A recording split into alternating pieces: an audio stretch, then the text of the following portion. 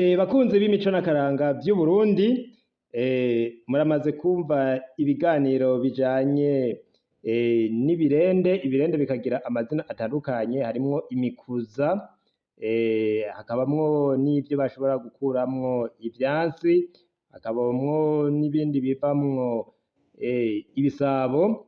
Ubu rero ngira ndabereke ubwoko butandukanye bw'ibirende.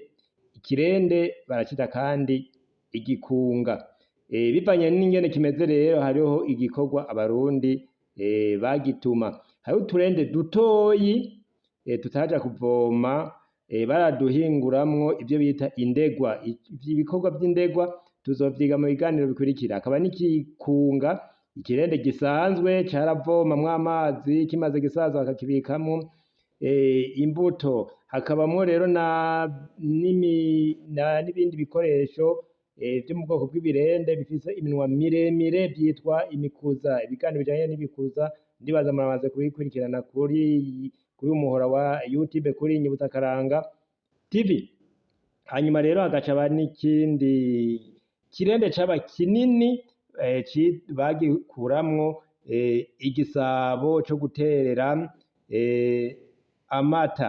Ubwoko rero bw'ivyo birende vyose ngira ndabereke ivyo nashoboye gutororokanya nkaronka.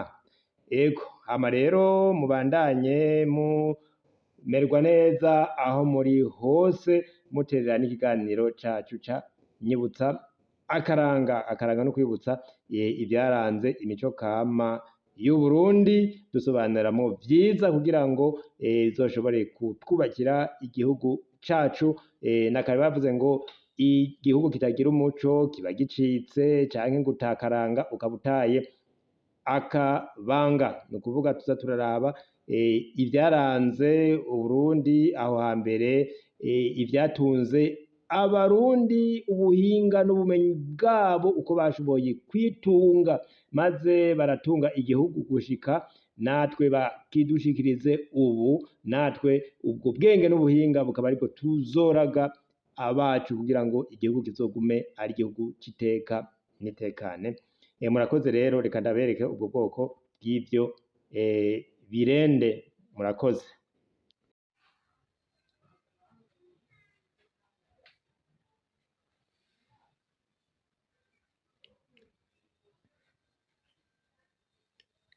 Ibi ni birende.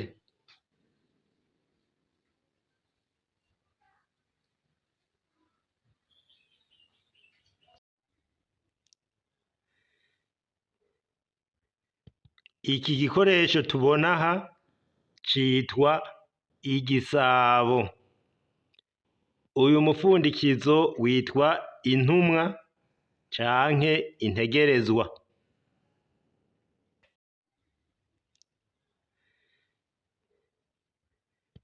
Iki gikoresho tubona aha citwa igisabo. Uyu mufundikizo witwa intumwa canke integerezwa. Bakunzi b'imico n'akaranga vy'Uburundi, murahejeje kwibonera ubwoko butandukanye bw'ibirende.